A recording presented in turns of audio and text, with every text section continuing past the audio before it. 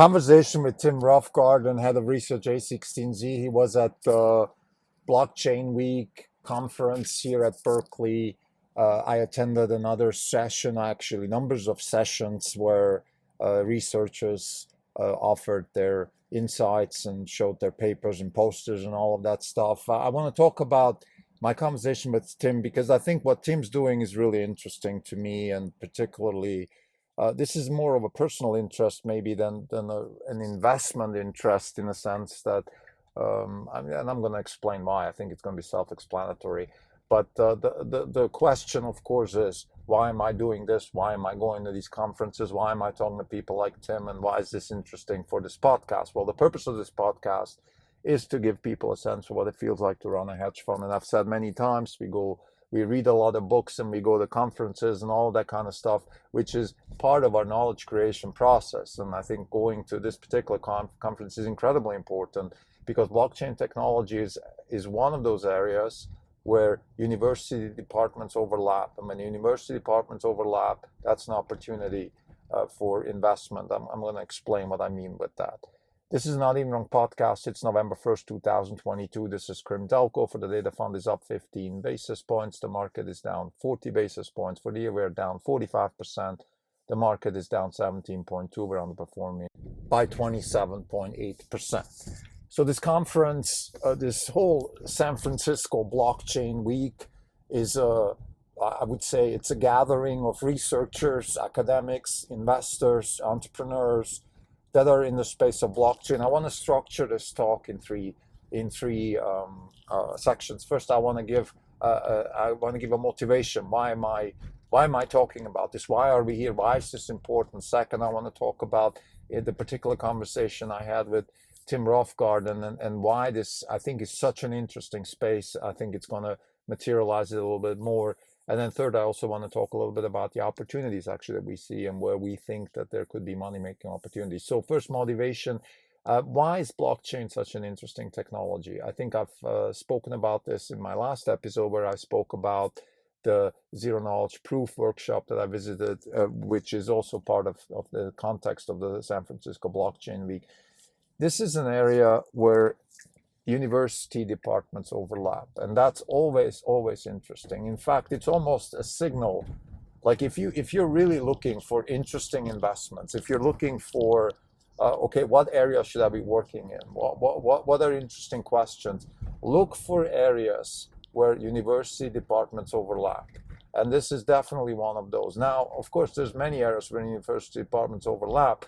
Now, this happens to be one of those areas where I think compute is changing, and compute is a big box that we check when we invest in launch capital partners. If compute changes, a lot of things change. Compute is a driver of wealth creation because it allows for iteration, it allows for fast, changing paradigms and all of that kind of stuff.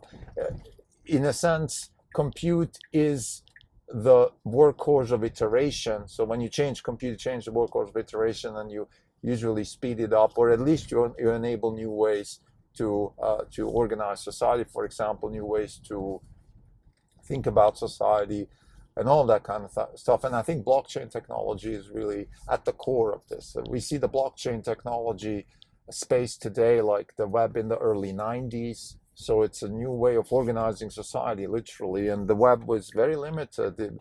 All it did, in a sense, it did a lot, but it was a good way to move information in a decentralized way across the world. And what we had after that for the last 30 years was a revolution in e-commerce. We had a revolution in media. We had a revolution in finance. So almost every space got infiltrated by the web. The blockchain is the same, but with identity and validation. So in other words, now we can have implicit in the network a much securer way of interacting with people. We see this new thing. We call it the blockchain. So we're basically replacing the word internet with blockchain. And what the difference is, blockchain is the internet where security, validation, identity, all of these things are implicit in the network. That's really what this is.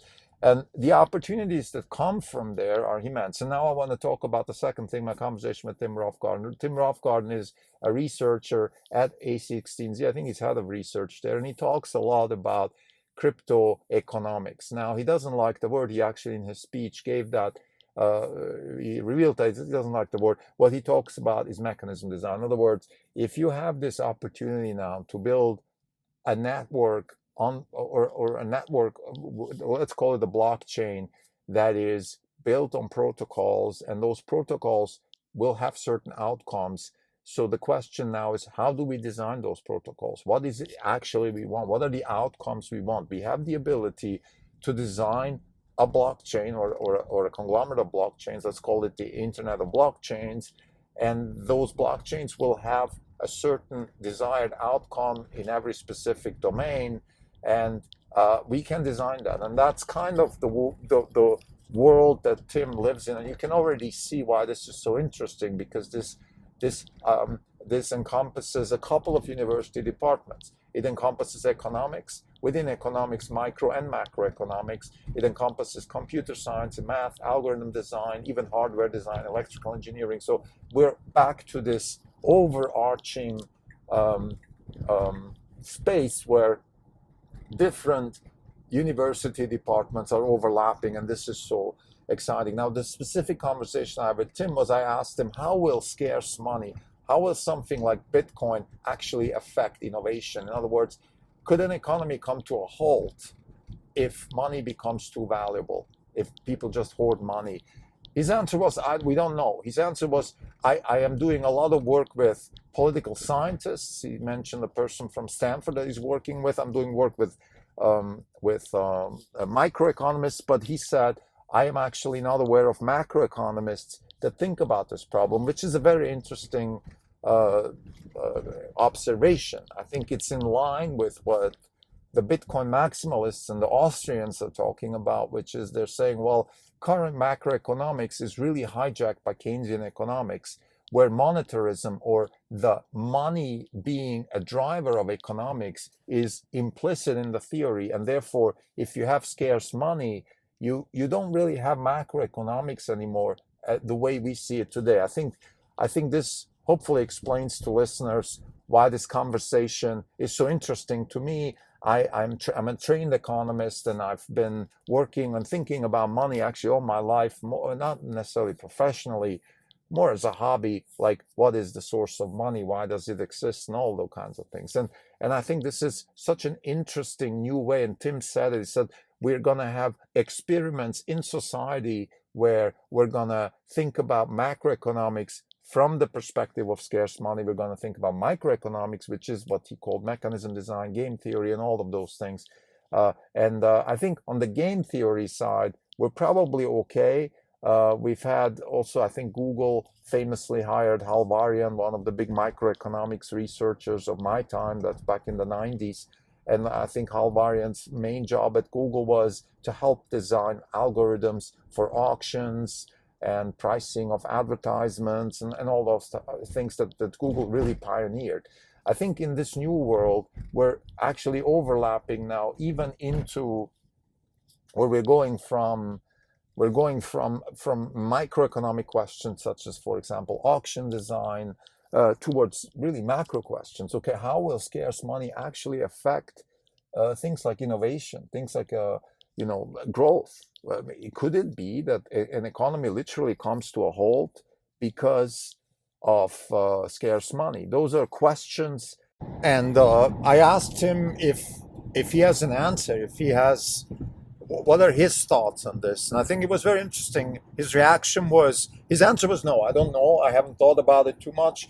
But he said, more interestingly, he said, I'm not aware of any macroeconomists who are actually working on this. And I think this is really an interesting comment, because it kind of supports the idea that macroeconomics is hijacked by Keynesians, that we are in a world where the Fed controls the thought process of macroeconomics because it is their realm, and that the new world that we're going in, and Tim said we're going to have the experiment. The new world is a much more bottom up world of microeconomics moving towards an aggregate. There still will be an idea of macroeconomics. There will be aggregate behavior there, but it will have a very different flavor because it's not going to be driven by money. I think that's the key. This is my conjecture. This is not what Tim said, and just to calibrate this, what I'm talking about here now is my impressions of this conference and my talk with Tim. So it's not necessarily, if ever I say something that he said, then I will quote him. So let's just be clear about that. So whatever else I'm saying is my conjecture, my impressions. So there is this idea that we will have scarce money through Bitcoin or something similar. Let's call it Bitcoin. And then the questions are, how is this going to influence aggregate behavior? And one of the big questions is, how is it going to influence innovation? How is it going to influence the price of money? Let's say, how am I going to forego today's consumption or today's holding of money in terms of future asset holdings and future consumption? And if my idea that is that money will appreciate continuously, so money is an appreciating asset, not a depreciating asset like it is today, well, then maybe I will not consume or I will not invest. This is the big question. And again, Tim didn't have an answer, and I want to use Tim's comments as an inspiration to think about this. So this is not a conclusion. This is really just me thinking about this. So I think fundamentally we believe at Orange Capital Partners that we will have a more Austrian world going forward with scarce money. And an Austrian world is a world which is bottom up, which starts with human behavior. It's first principles in a sense that we start with human behavior and human needs and human wants and fears and greed and all of these things which start with the actor, the human, and then will translate into some sort of aggregate behavior. And the aggregate behavior could be that the price of money is going to be determined by demand and supply for Bitcoin, but also for alternatives, such as, for example, goods and services. So these are open questions. They require theoretic work. I don't have too much thinking ready right now to share, but I think what the Bitcoiners are saying is that they believe the price of money will actually go to zero. In other words, the interest of a Bitcoin. So if you lend out a Bitcoin, it will be very low, the cost of that. In other words, because we will not have inflation, right? So all you have is credit risk to deal with. And that's an interesting concept, possibility.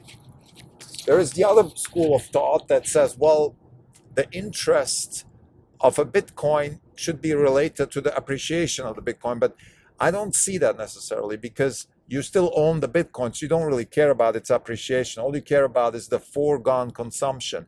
And if you forego consumption anyway because you want to hoard, well, then you might as well lend it out for very little, and then the competitive marketplace will make sure that it's going to zero. So these are, in my view, very interesting conceptual questions that have certain answers theoretically. But again, my conversation with Tim revealed that there is not a lot of theoretical work, at least not from what he and his research team are looking at. Now, to be fair, he is looking really more at the deep crypto economics world, which is things like, you know, what kind of slashing should you do? So when should you punish people for misbehaving in a blockchain? How much reward should you give? How should you design the reward functions within the blockchain? Should it be first come, first serve? Should it be bigger? The bigger the better.